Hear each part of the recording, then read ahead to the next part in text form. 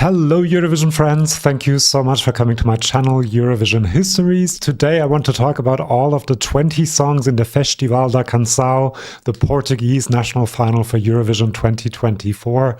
I was so excited to listen to these songs because I'm always a big fan of the Portuguese entry and also the Portuguese national final, because I just love that they're doing their thing. They're not trying to produce the next Tutu or the next arcade or a big hit or anything like that. They're just doing what they like to do. They're being their artistic selves. There's lots of saudade. I just love how many times saudade comes up in these songs. Also lots of references to the sea, fado, and lots of other things. Really, really love that. Portugal being themselves, and yeah, really happy about this. And this video I will do two things. First of all, I will look at each of the songs, tell you my opinion, and I'll show you how I'll do that. I have a tier list, a ranking, and I'll try to put all of the songs in this ranking. We have amazing, great, good, okay, and not my cup of tea. You can already see that in general, I like almost all of these songs, so it will be quite hard to put them in a tier, but that's why the tiers are from amazing to okay. All of them are quite good and not my cup of tea. Also doesn't mean that it's a bad song, just that I don't connect to it personally. And then at the end of the video, I will try to answer this question. Who should Portugal send to Eurovision? Who would have the best chance to do well? Let's get right to it. Really amazing songs, I have to say, and I'm quite excited to do this. First of all, we have Rita Rocha Pontos, Finais. This song flows quite nicely. It creates an interesting atmosphere. It's quite soothing. There's this counter choir, and so I like this. I'll put it in the good tier. Then we have Casa, Portuguesa by Bispo. Very different for Festival da Canção, I think, a rap in Portuguese. It is really good as a rap, but it also has a beautiful piano melody in the background, which I like really much. And I think, if I understood it correctly, I don't speak Portuguese, but I do speak Spanish, that there is a bit of a social criticism in the song as well. I will look at that more. Let us know in the comments if you're Portuguese and you know what the song is about. But because of this, and it kind of intrigues me also to know what the song is about, I'll put it in a great tier. Then we have Iolanda with Grito, scream, I think that means. And again, this flows really nicely, like most Portuguese songs, I think. It has a very dramatic beat, and it is like a very beautiful and nice song, but there's also something unsettling about it. And I think the vocals add to that, really cool vocals. You really feel the longing, the angst also a little bit, and then you have this long sustained note that is almost cracking. Really cool, really interesting song, and just keeps you interested also, which is very important. Then we have Memory by Noble. Great voice, which is at the same time soothing, but you also feel the emotion and the passion. The song is a bit like 90s pop. I wrote down it's a bit like Bryan Adams. It's fine. There's a bit of a Christmassy vibe almost about it. But you know, the hook and the chorus is a bit bland. And in a selection like this, where there are so many special songs, I think this is not really my cup of tea, because there's not anything special really that I can relate to. Then we have Nena with Teorias da conspiração. Theories, conspiracy theories, the song is called, but it's not about that. It's about a love story and them fighting against the conspiracy theories, I guess. It's very sweet. It flows really nicely also. I've said that about almost every song, but it's true. It has a very nice build also during the song. So something is happening. It builds towards something. The chorus is nice. So I do like this. However, even though it's building, it's a little bit uneventful compared to the other songs. And so I'll put it in the good tier for now. Then we have João Borsch Pelas, costuras. This stands out quite a bit because it is very different. It has a really cool beat, but it is also a bit monotonous, the beat. The beat doesn't really change throughout the song, but it's also a cool mix of genres. You have electro elements, you have the rock riff with the guitar, you have his deep, mysterious voice, which I find really cool, and it's also kind of raucous, and it gives you this misfit outsider feeling, raucous, as I said, and also a bit mysterious. And so I think that this should go to the great tier, actually. Yes. Then we have Volto by Left. Let me see where my notes are for this one. I love the guitar in this because it's so playful. The harmonies with the backings are also interesting. I think it's a song about a breakup, if I understood correctly. However, I think there's no real chorus. It's very artsy in that way, and it kind of flows through the motions without really giving us anything to hook onto, if that makes sense. So I'll put it in the okay tier, even though it is a beautiful song. Then we have Mela Água. Kind of similar to Volto in that it flows well. However, it has a better chorus, a more catchy chorus with the agua bit, and also a change in tempo between the chorus and the verses, the thumping beat that really drives the song. So that's why I would put it in the good tier. Then we have Afia a Língua by Mila Dores. Kind of mystical. I kind of wrote down Portugal in the Middle Ages meets an electro beat, but it also kind of lacks something. I don't know. I can't really get into the song that much. Then we have Perpétua Bem, longe, daqui.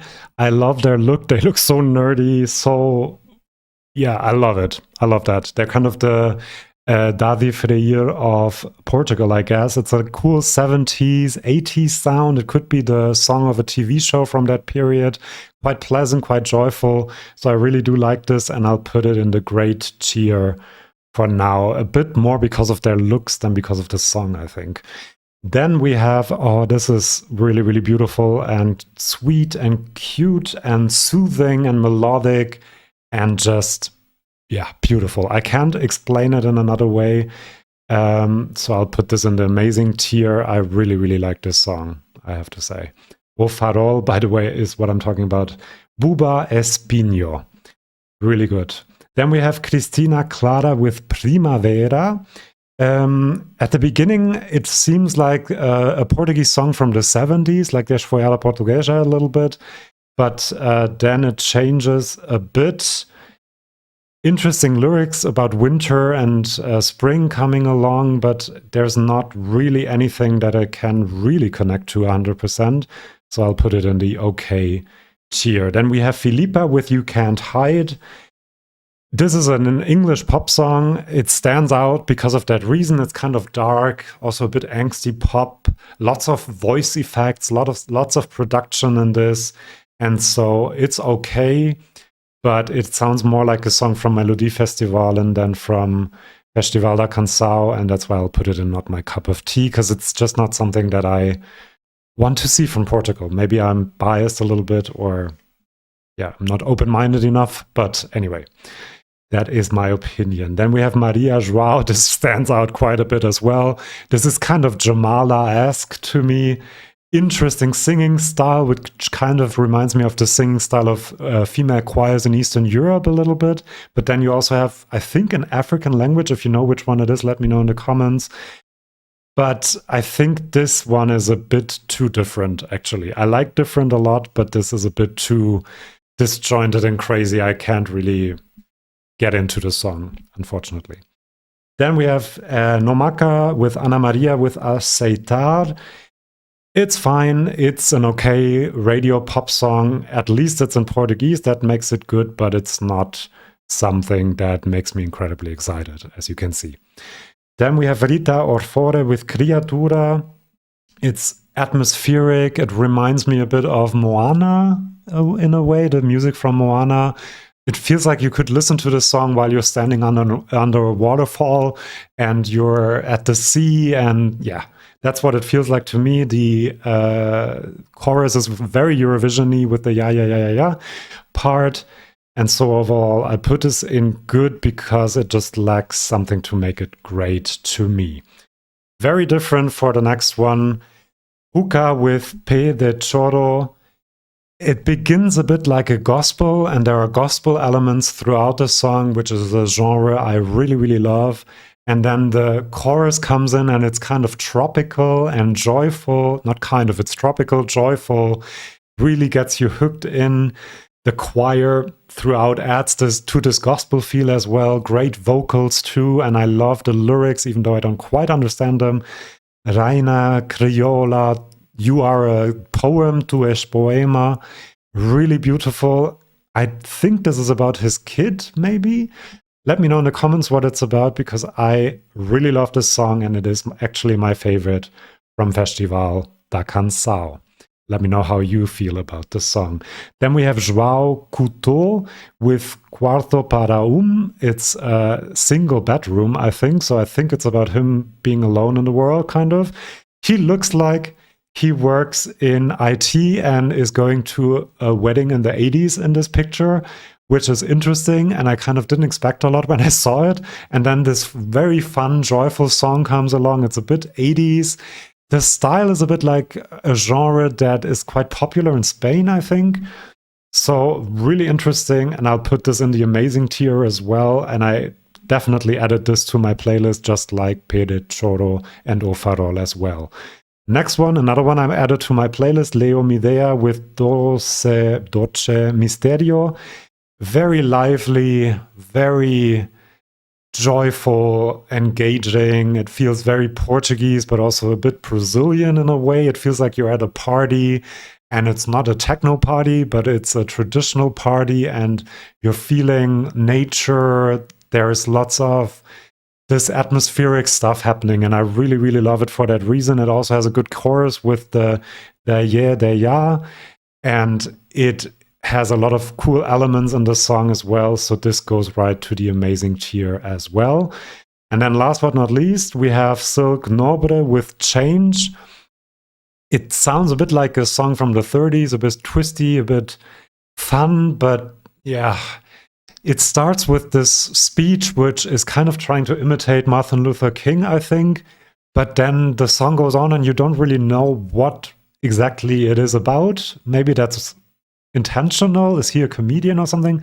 I don't get what this is about. It's about getting a second chance, I guess, but the lyrics themselves don't make a lot of sense. This is also in English, and so I'll put this in the not my cup of tea part. Sorry to him, Silk Nobre.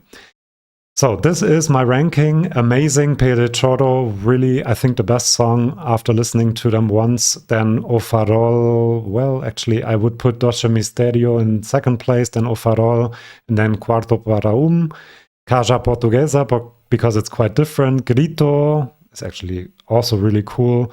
Pelas costuras, because it's different, and Bem longe daqui also makes sense there. Let me know in the comments what you would say is your favorite and how you would rank the song. Who do you think Portugal should send to Eurovision? And that's what I'm getting to now. So you've seen my opinion, my top 4, so to speak, in the amazing tier. And now I want to try to be as objective as possible and see which of the songs have the best chance to do well at Eurovision, which I understand is not what Portugal is usually trying to do. I do get that. However, to do well, you have to do well in the jury. You have to convince the jury members and also the televote. And especially from last year onward, you have to convince the televote only semifinals, because otherwise you won't get out of the semifinal. So your song has to have enough televote appeal to qualify from the semifinal, but also enough jury appeal to do well in the final itself. I think the songs, and I might be a bit biased here, I think Huca is not just a song that I like. I think it's a song that could work really, really well with a good staging as well, with Pé de Choro. Because of the gospel elements, it makes it stand out, and also the joyfulness. This could appeal to a lot of televoters, I think, but especially also to the juries because of his good voice. Then Leo Midea as well, again, one of my favorites, maybe I'm biased. But again, this creates this cool party, natural atmosphere, tropical a little bit. And that is something that other countries will not send to Eurovision. So this might do quite well and stand out.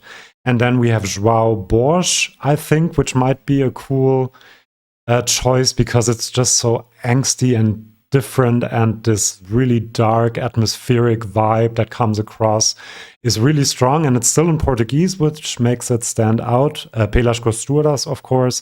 But I also think that Iolanda with Grito, same thing a little bit, angsty, interesting sound as well. So this might also be the one that could convince televoters and jury voters. Again, let me know in the comments what you think.